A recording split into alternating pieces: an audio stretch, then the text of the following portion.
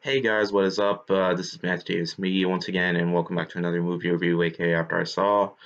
Once again, no surprise, I slacked off again, but with supposed to upload this yesterday, but I got too lazy. But anyways, uh, let's get started. So this time I'm going to review The Prodigy, which apparently not a lot of people saw. I guess only the die-hard horror fans went to go see it, while most families went to go see the Lego Movie 2. All right, so anyways, Golden Globe and Emmy nominee Taylor Schilling stars in The Prodigy as Sarah, who is a mother whose young son Miles' disturbing behavior signals that an evil, possibly supernatural force has taken over him. Fearing for her family's safety, Sarah must choose between her instinct to love and protect Miles and a desperate need to investigate what or who is causing this dark turn. She is forced to look for answers in the past. And basically, it's kind of like in the similarities to The Omen. It's like The Omen meets The Exorcist, kind of a little bit, except this time it's not. He's not actually the son of the devil. No, he's the real son of the parents. It's just there's something else within him. It's actually another being. It's just if you I'm not sure if I should spoil this or not, but given that not a lot of people have been seeing this movie, I suppose I can, but this movie, it wasn't terrible, okay? I found myself enjoying a little bit of the movie. I mean, for one thing, the performances were pretty good, including the mother herself, played by Taylor. She is really good here, as well as the father. As for the kid, he's doing his best overall, but as soon as it gets to the last act of the movie, it can get kind of cheesy and kind of off. But all in all, it wasn't a terrible film. Is this film scary? I wouldn't. I mean, there are some creepy moments and some stuff that I wasn't.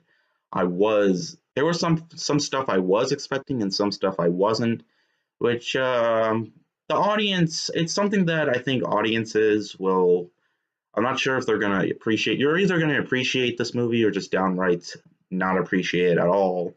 If you're just looking for a film that has quite a bit of jump scares, but for the most part, it has typical cliches. There is a dream sequence that happens.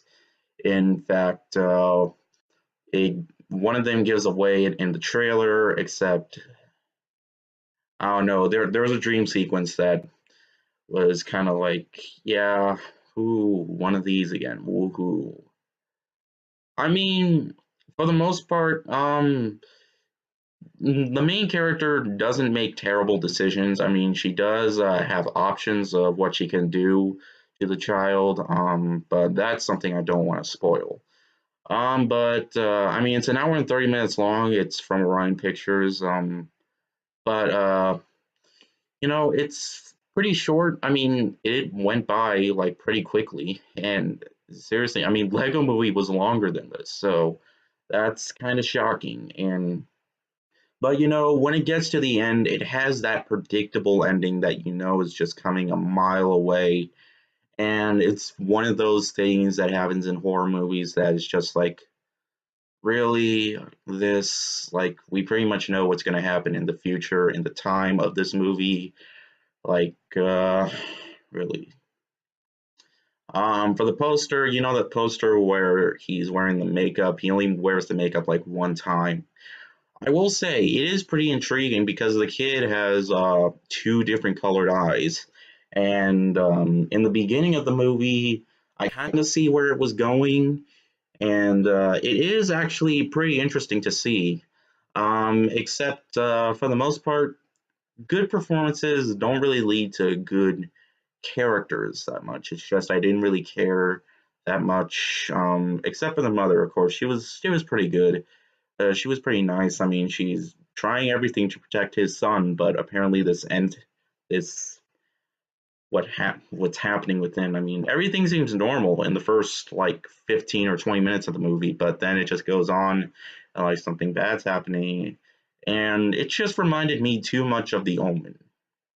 and other horror films that had this concept with the evil kid who's probably possessed and something like that. So it really wasn't anything that I was really like hyped for. It wasn't something that I was really interested in seeing, but I did see it anyway because I don't know, maybe I just feel the need to see a horror film. But for the most part, it's one of those horror films that is just made just to be scary. I don't know, but for the most part, it's kind of forgettable. I mean, I will say the pacing is actually pretty solid. It has some pretty good pacing, believe it or not, and that's pretty much all that I can. That's basically all my positives right there. The rest is just some of it's forgettable, some of it's cliched, some of it's predictable, and for the most part, it's something that we've seen like quite a bit of times. But as a straight up horror film, it's not terrible. It could have been far worse. It could have had like teens. It could have been PG-13, but then again, we did have The Ring. But yeah, for the most part, I don't really know what there is left to say but give my rating. I'll give The Prodigy a 3 out of 5. So it wasn't as bad as I was expecting it to be. In fact, I didn't really expect this movie to be bad. I just expected it to be decent, and pretty much it was. All right, so to end off the video, I will be seeing Alita Battle Angel this weekend, as well as Happy Death Day to You.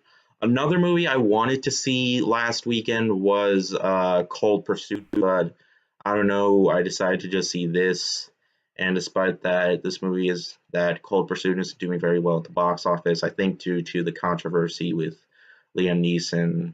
But if I do see the movie, I can talk about that more if I do see it. I'm not promise. I can't promise anything because I'm kind of a busy person right now with other things.